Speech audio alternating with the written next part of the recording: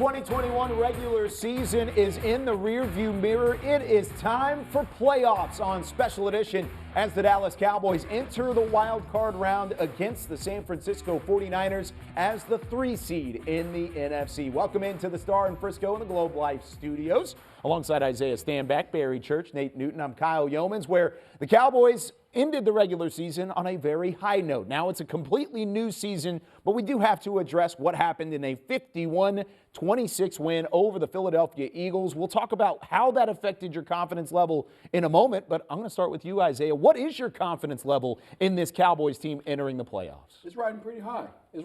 Simply because of the fact that everybody's healthy. Our guys are healthy. The confidence coming off of the Philadelphia game is good. The coaches seem to have gotten deeper into their bag. So I'm feeling pretty doggone good about these guys going into the playoffs. All right, well, I'm right in the middle. I'm right in the middle right now because I still want to see if this defense is able to go against a playoff caliber quarterback and still have that success. We've seen them eat this, NFC East quarterbacks alive, but can they do the same against playoff caliber teams? We'll see. What impressed me the most, because I'm a little bit higher than you, Barry, okay. What impressed me the most is they forced the ball to Zeke for 85, 86 yards. I love that. Force the ball this game, and I'll be sitting high. We'll talk about that game real quickly. 51-26. It was a game where Philadelphia rested a number of their starters and definitely took a little bit of a week off entering their playoff run as they faced the Tampa Bay Buccaneers this week. But with a big win like this, you needed to stay healthy. You needed to put yourself in position to improve your seeding. And you also wanted to gain some confidence on the offensive side of the football. How did they check those boxes for you, Isaiah? Offensively, they didn't really check too many boxes for me, aside from the fact that you wanted them to have confidence and momentum going forward. They weren't playing against the best guys that Philly had to present. Defensively, I had more question marks because they were able to run for 150-plus yards against our defense, and that's an area that we haven't addressed. And going into the 49ers game, we better figure out how to stop a run. Yeah, for me personally, I didn't gain any confidence with this because, like you said, they were playing against second and third stringers. But I can see where these players and these coaches can use this game as a confidence builder going into the playoffs because they did what they were supposed to do. They went out there, they dominated a lesser opponent. And when you get into the playoffs, if you have that dominating mentality, that dominating confidence, I think this team can play with anybody. This team is young. I mean, they got a good mixture of veterans. They got a good mixture of young guys. But this team is young when it comes to playoff experience. I think Mike McCarthy played this right by playing these guys into the fourth quarter and letting them have a rhythm. It don't matter who you play, just go in there with some confidence into the playoffs. Well, and even as much as Philadelphia was without some of their starters, the Cowboys were without a number of their own guys. Tyron Smith, Micah Parsons not available. Trayvon Diggs, Tony Pollard didn't even make the trip to Philadelphia, but now they get these guys back throughout the week. Everybody who was on the injury report off of it. They are in practice, nobody out, relatively healthy heading in to the playoffs. Isaiah, how big of an advantage is that? It's huge because, you have all your dogs back, and that's what we've been talking about. You've seen all the early injuries that the guys are sustaining, even from the preseason game against Arizona. You lost Gallimore, and from that point, there's always been some kind of hitch in your giddy-up along the way, and now you're coming into the playoffs full steam ahead. Yeah, these Cowboys are getting a lot of their starters back, and they're going to need each and every one of them to beat this 49ers team. But when you have 2 Defensive Player of the Year candidates coming back, and Diggs and Parsons, I think you got to feel pretty good about things. Tony Pollard is going to be a nightmare to match up with. We're going to test him, man, because I know that the coach is going to swing some balls out of the backfield, and the dogs will bark there, I promise you.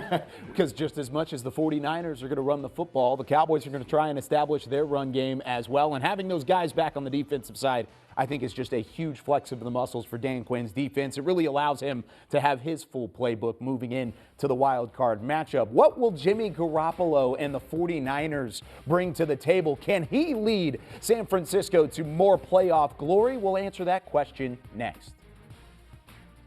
Special Edition, presented by AT&T, is brought to you by Ford. Built for Texas, built for you. Geico. 15 minutes could save you 15% or more on car insurance. Salvation Army, doing the most good. And by AT&T.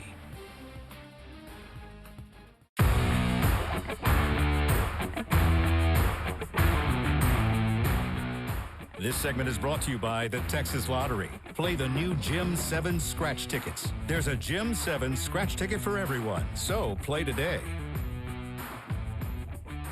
The Dallas Cowboys and the San Francisco 49ers meet in the playoffs for the 8th time.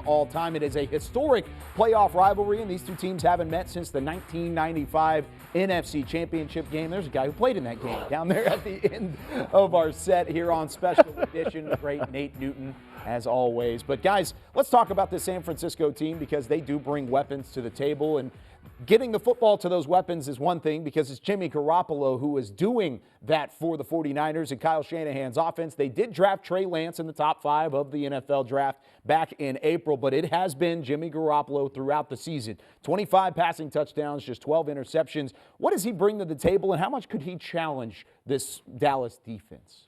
Would it be bad if I said I'm unbothered by Jimmy G? No. I'm unbothered. I'm unbothered. I don't think that he's been challenged in the regards in terms of taking on contested defenders. These guys have been facing a lot of off coverage. Most teams face these guys, they play off coverage, they play load the box. That's what they like to do, because these guys run play action. But I think whenever you see on the film, whenever he throws the ball and there's actually a defender in the hip pocket of a receiver, it's inaccurate passes. And those inaccurate passes turn into INTs. And what do you say, Barry? Tips and overthrows? You got to get those.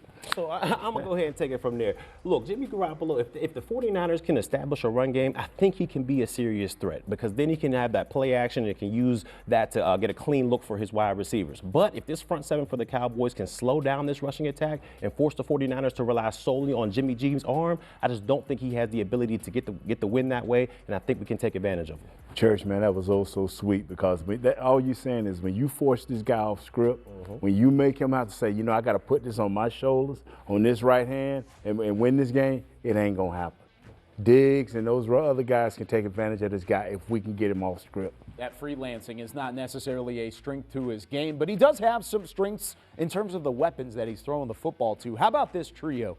Deebo Samuel, Brandon Ayuk, George Kittle. 3 very lethal pass catchers in this offense for Kyle Shanahan and, of course, for George Kittle. So, Nate, I'll start with you on this one. How much of a challenge is it to defend these guys the way that they have their specific skill sets? I like that Parsons is back, so we can put him at linebacker and he can make some things happen versus the run. When they put the young Samuels at the running back, Kittles, I don't know how to deal with this.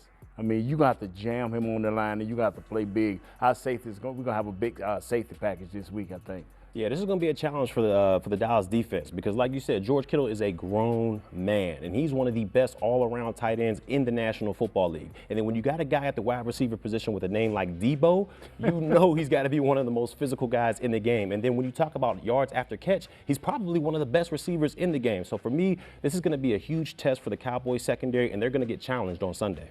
I'm going to talk about the guy that you guys didn't mention, and that's Brandon Ayuk. I think that he's their possession guy. He's the guy that worries me most, because he keeps the chains moving. Kittle's going to kill you in terms of his ability to block and run past your defenders. Obviously, Deebo Samuel, he's versatile. He'll be in the backfield. He'll be out wide making those plays. But that Brandon Ayuk, if you don't get your hands on him and acknowledge him, he will obviously hurt you. And Ayuk is also going to double as a tailback as well. He'll be in the backfield a little bit there. Elijah Mitchell, though, is who leads San Francisco in rushing. Real quickly here, Isaiah, what kind of challenge does he present?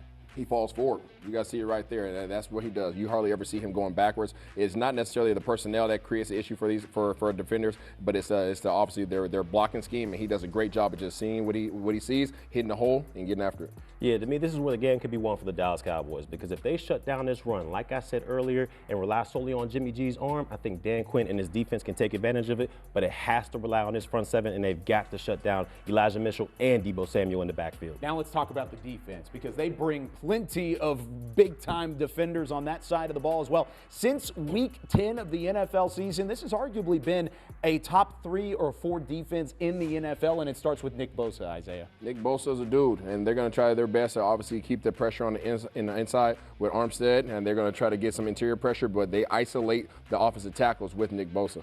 I tell you what, man, do not let Armstead get off, because that's when Bosa turned into that real beast. He's a good run defender. He's a great pass rusher, but when you got Armstead in the middle pushing that pocket and the quarterback can't go nowhere, that's when Bosa is a killer. Yeah, they're definitely beasts up front, but I think the weakness of this defense is their secondary. And I can see Dak Prescott and these wide receivers having a field day on this defense, but what it's going to come down to is can our offensive line handle the strength of the 49ers defense, which is Nick Bosa and their defensive line. It really starts in the trenches in this game because the offensive line is going to have a big game, and then the defensive line is going to have to get pressure on Jimmy Garoppolo. And when we come back with more Special Edition, Isaiah Stanback breaks it down. How can that front seven slow down Kyle Shanahan's very valiant offense?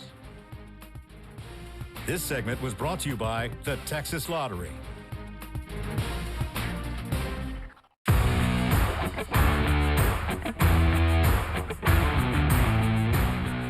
This segment is brought to you by Ford. Built for Texas, built for you. Just how well do the Dallas Cowboys match up with San Francisco, and what kind of challenges do the 49ers bring to the table as we welcome you back into Special Edition? Alongside Isaiah Stanback, I'm Kyle Yeomans, and Isaiah, here's your time to shine. It's a playoff edition of the film as the Cowboys get ready to face the 49ers on Sunday. They're going to have to do so against an offense that utilizes their weapons in many different ways. Absolutely. This 49ers offense wants to run the ball. That is the identity of their team. They'll put it in the hands of Jimmy G every so often, but they want to get in the hands of the guys of Elijah Mitchell. They want to get in the hands of somebody named by the name of Deebo Samuel. Yeah, Deebo. And Deebo got more hit and he got bodied. Now, Deebo right here wants to run the ball, but they do a great job with one of the best blocking tight ends in the league in the form of George Kittle. He is a well-rounded tight end. All right, so you need to know where George Kittle's at and you need to know where Deebo's at. Once you've acknowledged those guys, then you have to start looking, where are the splits of these guys? These guys are about 3 or 4 yards away from the tackles. Okay, so really condensed splits. What does that do? That clears things out on the outside, as you guys will see here soon. So one of the things they like to do, they like to run a man motion across, okay? You guys see a guy coming across the motion. What does that do to the defense? Pause it right there. The defender came from the outside, and now he's squiggled his way down here, in here into the box. You know who's looking at him? This receiver right here is looking at him. That is now his responsibility. He wants to get a crackback block, okay? So right before we do that, you also are going to see George Kittle. George Kittle is going to come across in what we call a wham block. All right, the offensive line is going to allow their man to come through the hole. Once he comes through the hole, he thinks that he's free. He thinks he has a clear shot on Mr. Deebo Samuel, but all right here, George Kittle gets a great crackback block, a.k.a. wham block. Also, who's getting their big block? Bam. That receiver is cutting down and getting a crackback block, creating a nice little hole right here. Now you have Deebo Samuel, one of the league's best rushers and receivers, getting to the second and third level. That man doesn't stand a chance. He's too big, all right? So he's going to give him a little stiffy. He's going to find his way to the end zone. That's what Dallas has to deal with this week.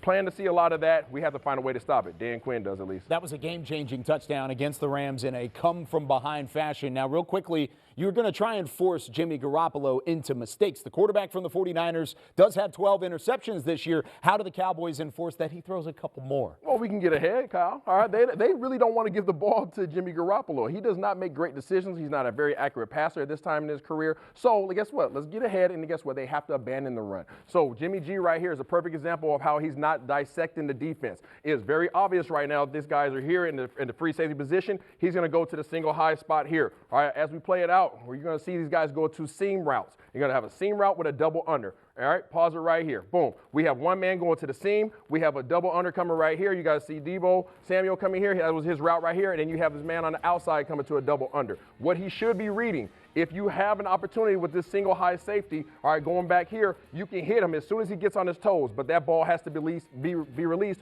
right now. He doesn't have that opportunity. So pause it. So as soon as that man clears, now his eyes have to go right here to the double under concept where there is a gaping hole. He decides not to do that. He decides I'm still going to throw the ball down the field.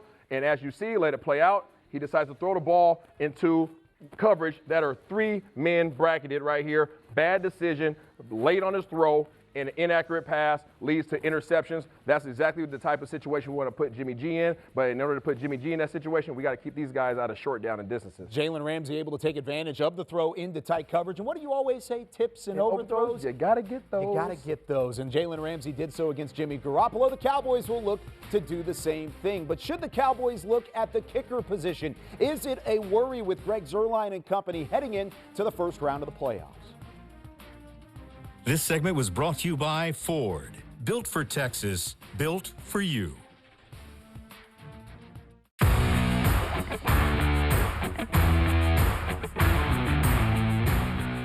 This segment is brought to you by AT&T.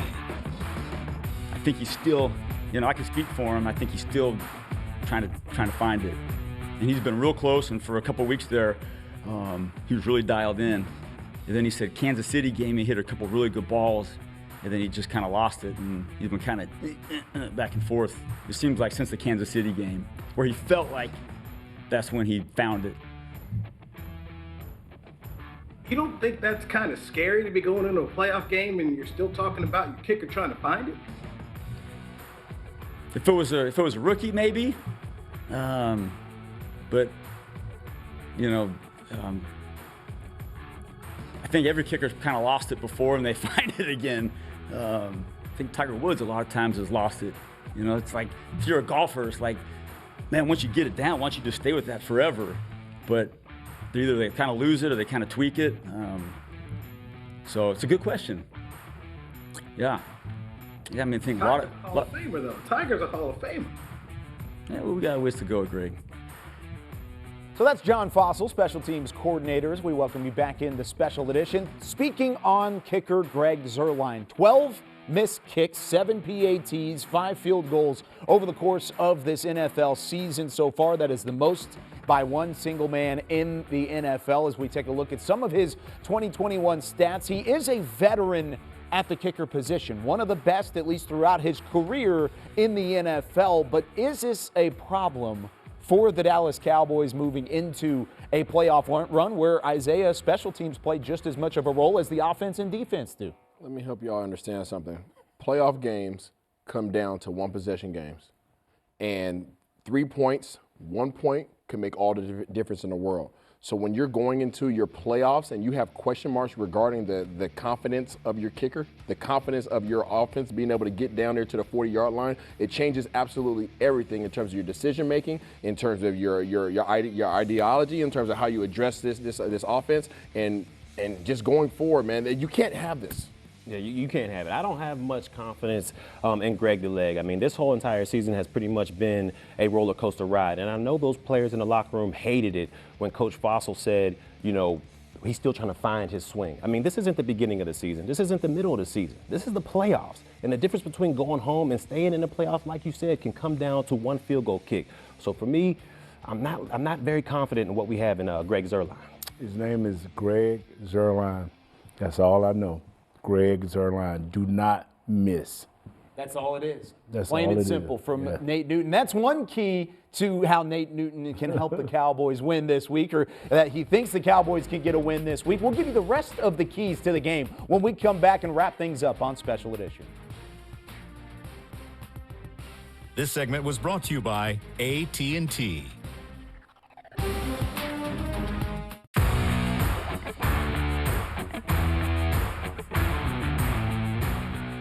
Special Edition, presented by AT&T, was brought to you by Ford. Built for Texas, built for you. Miller Lite, the only beer of the Dallas Cowboys. AT&T. And by NFL Game Pass. You'll never miss a game again. Enjoy full and condensed game replays from Week 1 to the Super Bowl. Subscribe at DallasCowboys.com/Game Pass. Cowboys back in the playoffs for the first time since 2018, and they've got an old foe in the San Francisco 49ers on the docket. Wrapping things up in a playoff edition of Special Edition, Isaiah Stanback, Barry Church, Nate Newton. Nate, I'll start with you on this one. What's your key to the game? I have two, and they're very short. Our guards and centers have to play well. They have to play very well, and our kicker has to be perfect. Barry? I'm going to stay on the defensive side of the football. Force Jimmy Garoppolo to try to beat you with his arm. If you do that, Dan Quinn and his defense can take advantage of him, and we can create short fields for our offense, but you got to force Jimmy G to throw the football. I'm going with our second-level defenders, and that's going to be obviously Neal, Vander Esch, and obviously we got Parsons. Those three need to play the most fast, physical game of their life, because this offensive line will get to the second level, and what they do when those guys approach them is going to make all the difference in the world. It's going to make a ton of difference, and so will the fans at AT&T Stadium. It is a whiteout this week at the stadium, so wear your white, be icy, be ready to go. Get those rally towels ready, because the Cowboys are going to need every single ounce of fan support as they try and find their way back to an NFC championship game for the first time since 1996. The last guy to play in an NFC championship game against the 49ers was Nate Newton. What's your prediction for this game, Nate? I'm going to white out, and it's going to be by 1. Thank Cowboys you. going to win by 1. There you go. Yeah, That's it for us here on Special Edition for the great Nate Newton, Barry Church, Isaiah Stanback. I'm Kyle Yeomans. Cowboys, 49ers, playoff time is here, 3:30 Central Time.